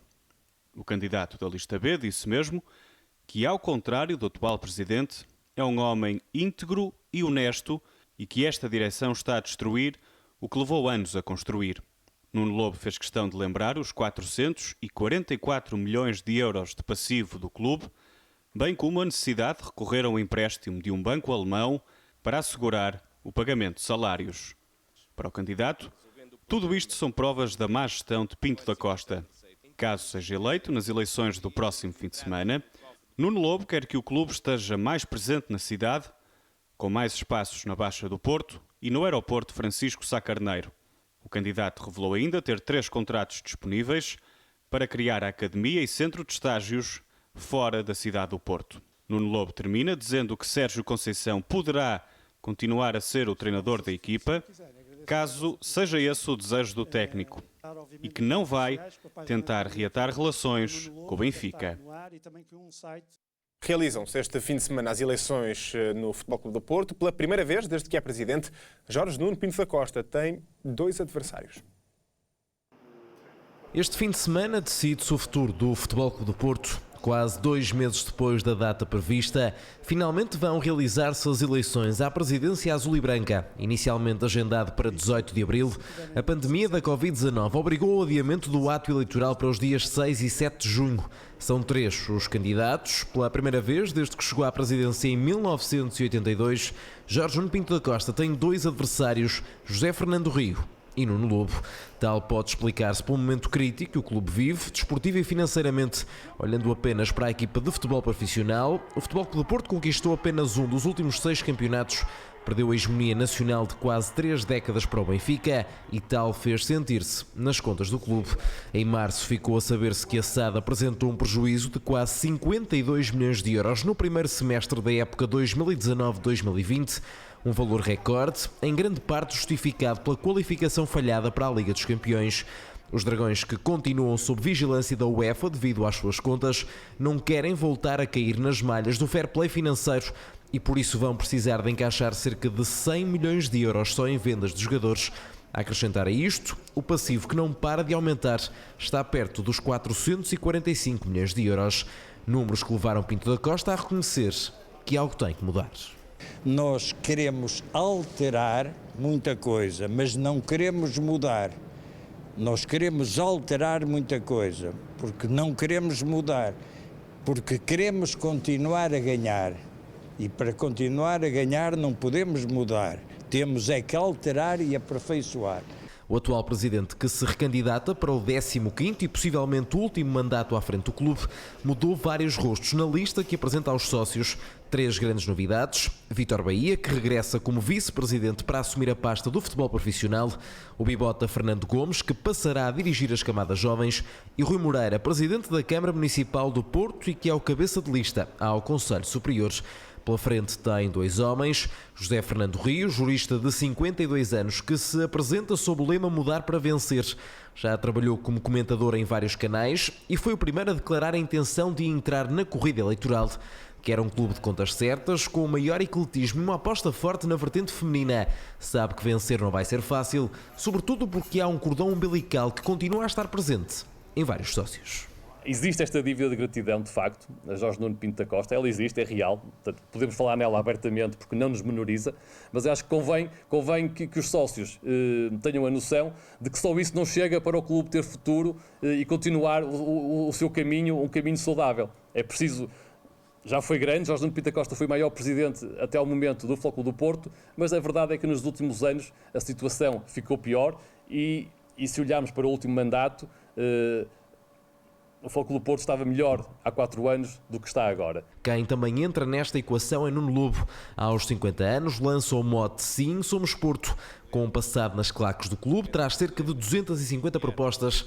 Tal como os adversários, aposta na criação de uma academia que potencia as camadas jovens. E tal como Fernando Rio, não esquece o passado, mas diz que é a altura de criar um novo futuro para salvar o clube. A situação atual do nosso Futebol Clube do Porto, tanto a nível desportivo como a nível financeiro. São situações que nos levaram a avançar para tentar dar um novo rumo ao Futebol Clube do Porto. Não nos revemos nestes últimos anos, como calculam, nestes dois pontos que vos referi. São 25 títulos possíveis, ganhamos 2. Por último, o movimento por um Porto insubmisso, eclético e triunfante apresenta-se a votos apenas para o Conselho Superior. Aos 82 anos, Pinto da Costa é o favorito para dirigir os Dragões até 2024. Rio e Lobo vão procurar capitalizar as críticas face ao momento do clube.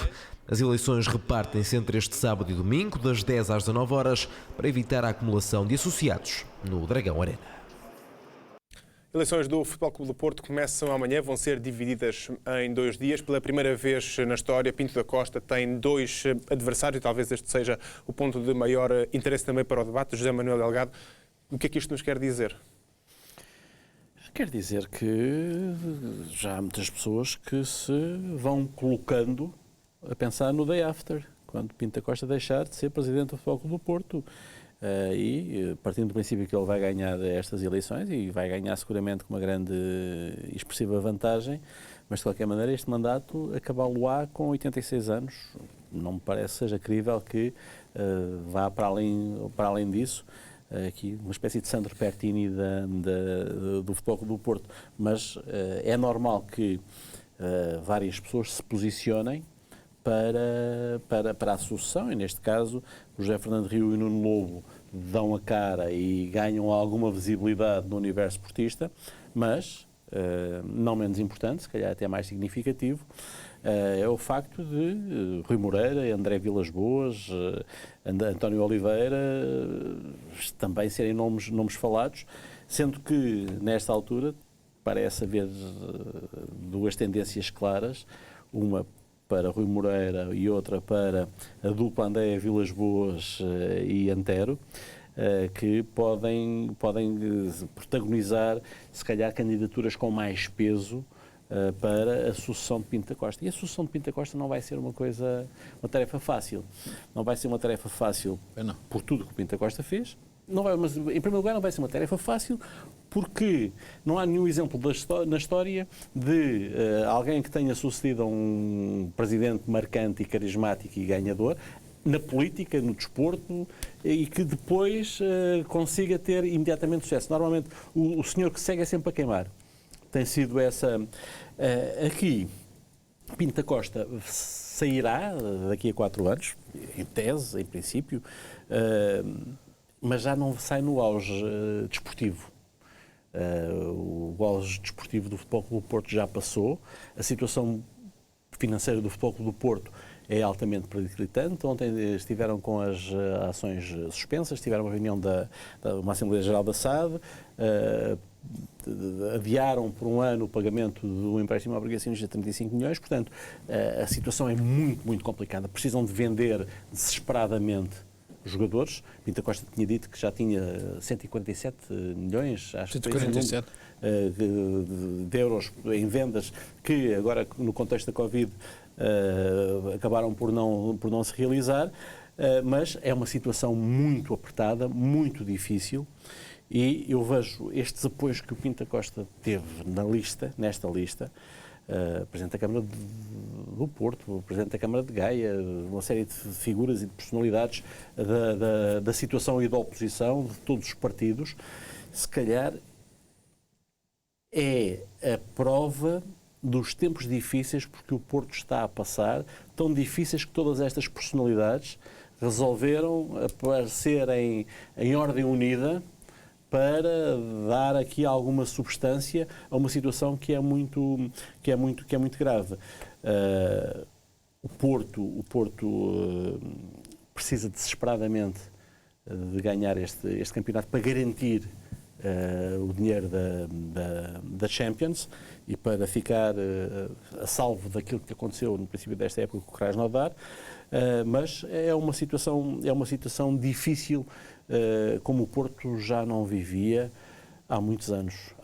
Eu lembro desde sempre o Porto tinha para investir, mesmo com o Américo Sá, antes de Pinto Magalhães, virem sempre grandes jogadores, os Flávios, os Cobilhas, se formos para trás então para o tempo do Iustric, também sempre grandes nomes, e agora é um período muito complicado, numa altura em que o futebol europeu também se está a definir e está a separar águas entre quem fica e quem não fica no primeiro pelotão. E o Futebol Clube do Porto, se há coisa que conseguiu, foi, de há muitos anos a esta parte, por mérito, fazer parte do primeiro pelotão do futebol internacional, do futebol europeu. E essa possibilidade começa a ficar agora posta em causa pela debilidade do futebol português a nível de clubes, por um lado, por outro lado, por esta debilidade e o Futebol Clube do Porto, que realmente, e há que dizê-lo, esbanjou centenas de milhões de euros em vendas de forma não produtiva, que acabam por colocar o clube nesta situação. Talvez um dia se faça a história destes anos para se perceber como o Porto foi mal dirigido e como foi possível ao Futebol Clube do Porto chegar a esta situação tão desconfortável. André, mesma questão também para ti em relação a estas eleições que começam amanhã e são divididas por sábado e também por domingo. O que é que significa este facto de Jorge Nuno Pinto da Costa ter pela primeira vez dois adversários, sabendo que, ao que tudo indica, vai ser reeleito? Significa que o Porto não está tão bem como esteve durante o longo mandato do Pinto da Costa. Significa que há gente que não se revê sobretudo nestes últimos 5 ou 6 anos de gestão, que foi realmente uma gestão, não digo catastrófica, também não quero exagerar, mas não deixa de ser curioso. Do ponto de vista financeiro foi. Não deixa de ser curioso o Pinto da Costa falar alegar a frisar, sublinhar a alegada inexperiência e juventude dos seus adversários, frisando que isto, para uma situação que é muito difícil, é preciso, dando a entender, como se ele não fosse o responsável máximo, não é? É presidente em exercício há 38 anos, para o bem e para o mal. E a verdade é que nos últimos 6 anos o Porto, embora mantendo-se competitivo, isso também é um facto. Atenção, o Porto não desceu aos infernos como o Sporting desce muitas vezes. Atenção, o Porto continua, apesar de tudo, a ser uma equipa bastante competitiva. E digo-te, e continuo-te a dizer, mesmo nesta crise, eu consigo imaginar o Porto a fazer um brilharetezinho na Liga dos Campeões. Não consigo imaginar mais ninguém. Agora, o Pinto da Costa, julgo que será o último mandato. Estou de acordo com o Zé, quer dizer, porque é uma questão, quer dizer, tem 82 anos, 38 anos de presidência. Quando acabar este mandato, ele tem 86, 42 anos. A não ser que ele queira igualar a Fidel de Castro, que eu tive a fazer essa pesquisa, é o dirigente mais longevo, 49 anos, desde que se desceu lá da Sierra Maestra até 2008, 49 anos, mas é muito tempo, sabes? E tempo a mais é mau, não é bom. Não é bom de nenhuma maneira. O poder quando se eterniza, corrompe, e o poder absoluto corrompe ainda mais. De modo que o Pinto da Costa, de facto, deixa... Acho que vai ser eleito com facilidade, não é? Acho que nem precisava de convocar estes nomes, estes pesos pesados. Alguns convocou-os não inocentemente, não é? É melhor ter os rivais, ou putativos rivais de um lado, do que os ter com veleidades. Deixa-me só dizer que Nuno Lobo, José Fernando Rio, acho que vão ganhar alguma coisa, alguma visibilidade, alguma notoriedade, não são nomes fortes, evidente. Outro galo cantaria, o próprio Pinto da Costa, aliás, disse, não sei o quê, eu estaria à vontade, se tivessem avançado, ele até disse 4 nomes, não foi? António Oliveira, Vítor Bahia, André Vilas Boas e Rui Moreira, ele estaria descansado. Portanto, já indicou ali 4 nomes fortes. O Pinto da Costa, o que é que se pode dizer? Ele não pode eximir-se de responsabilidades nestes últimos, sobretudo na parte financeira, tem sido catastrófica. Foi ele que conduziu o Porto a esta situação, ou por atos de chão, ou por omissões, não interessa, ou porque consentiu, ou porque tolerou, ou porque fechou os olhos a coisas que não devia ter fechado, porque ele, apesar de tudo, não é o administrador do pelouro financeiro, mas ele é o responsável máximo, ele é o presidente do Porto, em exercício, não pode falar desta crise como se estivesse de fora, fala uma terceira pessoa, falar de uma coisa muito má, que atenção, vocês não têm estaleca para isto, estou aqui para mais uma vez. Não, vamos com calma. Agora, o que me parece é que ele tem um crédito ainda absolutamente inabalável, não é? Este homem pegou no Porto em 82, o Porto era a terceira força desportiva do país e realmente na era do Pinto da Costa, estes 38 anos, o Porto foi o melhor clube do país. Montou a maior hegemonia interna que há memória, 30 anos, que o Benfica quebrou. E sobretudo, parece-me que a grande proeza dele percebeu logo muito cedo que não bastava ao Porto ser gigante, ser rei em terra de cegos. E então, aí sim, isso é que o distingue mesmo em termos nacionais. Transformou o Porto num dos maiores clubes do mundo e tem um currículo internacional extraordinário, 7 títulos conquistados, 7 títulos internacionais conquistados em 3 momentos diferentes, com 3 equipas diferentes e 4 treinadores diferentes. Diz tudo sobre a regularidade e a constância do Porto no futebol de primeiríssima água. Portanto, é assim, fora as modalidades, fora os outros, eu creio que é o dirigente mais titulado do mundo. Portanto, eu acho que ele vai ganhar. Também acho que o momento maior de glória do Porto já passou, quer dizer, também é impossível, não poder ganhar sempre, senão também isto era uma chatice, não é?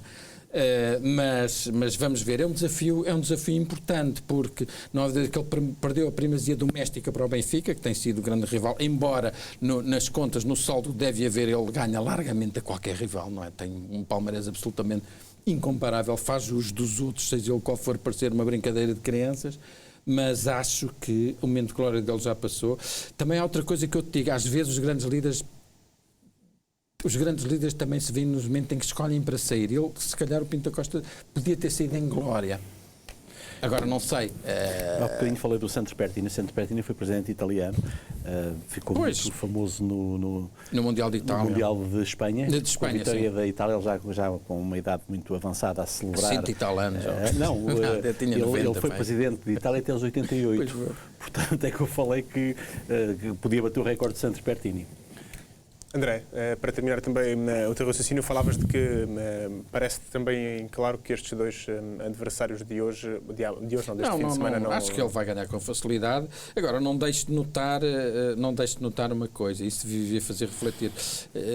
As equipas sucedem-se, porque há umas caras, mas, por exemplo, nos pelouros importantes mantém-se o responsável. Fernando Gomes, antigo Presidente da Câmara, continua, não é? No pelouro, administrador financeiro, tem assinado as contas mais terríveis do Porto, quer dizer... Portanto, os adeptos do Porto devem ter muitas saudades da altura em que o Angelino Ferreira assinava as contas do Porto. Normalmente os resultados eram azuis, agora andam mais no vermelho há muitos anos. E digamos, os velhos companhões de ruta do Pinto Costa estão todos lá. Atenção que o Pinto Costa no longo consulado dele nem tudo foi brilhante, nem tudo foi ouro. Há muitas zonas de sombra e muitas zonas negras. O apitourado é a maior delas. Não esquecer isso, atenção. Mas é evidente, julgo que ele vai ganhar, julgo que o crédito dele ainda é limitado. Aliás, se reparares no discurso dos seus rivais a expressão dívida de gratidão, eles têm consciência, o portismo tem consciência do que deve a este homem, mas pronto, julgo que vai ganhar com facilidade, mas tenho dúvidas, julgo que o Pinto da Costa já devia ter saído, já devia ter dado lugar a outros mais cedo, porque este Pinto da Costa hoje não é, e a gente conheceu, acompanhou a carreira dele, não é? Aliás, a carreira do Pinto da Costa é quase, a nossa carreira de jornalista quase que acompanha o tempo do Pinto da Costa. E eu julgo que ele já foi mais completo, e também pesa com os diabos, não é? Ele é inteligente e evidente, é um indivíduo muito inteligente, muito experiente, percebe muito de futebol, tem essa grande vantagem sobre outros presidentes, percebe realmente de futebol. Mas julgo que também o melhor momento dele também já passou, mas pronto. Mas também uma coisa é verdade, todos aqueles candidatos que nunca avançaram contra ele, não é? Portanto, também digamos que vamos ver se será da próxima vez. Mas eu acho que o Porto ganhava realmente agora numa mudança de caras, de gente, de tiques, trocaram alguns tiques por outros. Acho que o Porto não perdia nada com isso. José Manuel Delgado, faço também uma questão relacionada com aquele pensamento que estava também a ter o André neste momento, se é a saída de Pinto da Costa, se já deveria ter acontecido em glória, embora seja sempre difícil escolher esse momento certo depois de tantos anos. Pois é, sobretudo respondo dizendo que para o Futebol Clube do Porto a continuidade de Pinto da Costa foi sempre pacífica. O Porto nunca mostrou nenhuma vontade de mudar e houve um período ou outro mais complicado. Mas depois apareceu o Mourinho. Mourinho ajuda bastante. Aqueles 3 anos em que ganha o Sporting 2 campeonatos e o Boa Vista 1 foram anos muito complicados para Pinto da Costa, mas depois ganha o elan de ser campeão europeu, de ganhar a Taça UEFA. E pronto, e depois a partir daí, mesmo com todas as dificuldades e os anos muito maus do apitourado, foram anos muito penalizadores para Pinto da Costa e para a imagem do Porto, atenção.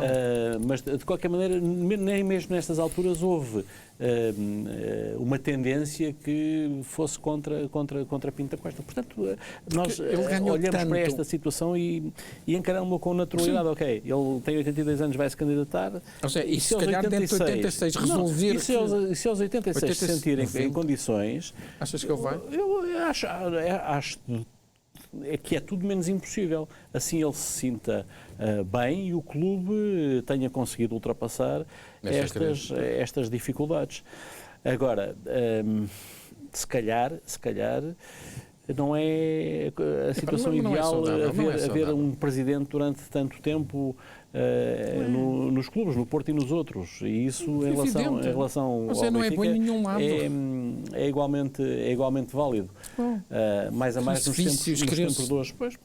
Vícios, criam-se clientelas, criam-se companhões de rutas, criam-se circuitos complicados.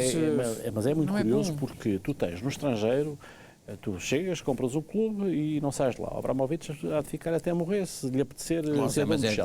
Ele comprou o clube. Mas é assim, mas tu consegues ter em Portugal uma situação como a de Pinto da Costa, uma situação para a qual caminha Luís Filipe Vieira, em que, por via democrática, sim, e no Porto não tem havido uma prática eleitoral por falta de comparência, dos candidatos, mas no Benfica tem havido eleições muito concorridas, com 20 e tal mil pessoas a irem votar, no Sporting também, portanto tem havido uma vida rica do ponto de vista da participação, e mesmo assim, Pinto da Costa está no poder desde 82 e Luís Filipe Vieira está no poder desde 2003. O que é curioso. Isto em contraste com os outros, que é fácil. Chega a família Moratti, por exemplo, comprou, ficou de pai para filho até resolveram vender aos chineses. O Abramovich já tem quase 20 anos também de Chelsea, é dono e é diferente. Agora, neste contexto de ganhar eleições e de precisar do reconhecimento dos sócios, é um caso de estudo muito interessante. José Manuel Delgado e André Pipa, também o nosso tempo chegou ao fim. Agradeço a vossa presença nesta edição da Bola da Noite. Terminamos ainda, porque ainda temos tempo para isso, para lhe mostrar os golos daquela que foi a vitória do Belenenses Chade sobre o Desportivo das Aves, a lanterna vermelha do campeonato, vitória por 2-0. O primeiro golo da partida aconteceu aos 11 minutos, numa infelicidade de Fábio Simonek. O remate ao poste de Marco Matias ressaltou para as costas do guarda-redes, que acabou por fazer autogolo. O 2-0 para o Belenense surgiu no momento da noite. O internacional português Silvestre Varela não deu qualquer hipótese de defesa a Fábio Simonek com este remate colocado. Para ver e rever um golaço de Silvestre Varela. O Belenenses, com esta vitória, soma 29 pontos, enquanto o Desportivo das Aves está cada vez mais afundado no último lugar do campeonato. E assim ficamos com um momento de excelência de Silvestre Varela. Chegamos ao fim da Bola da Noite. A informação regressa já a seguir. Fique bem e fique na companhia da Bola TV.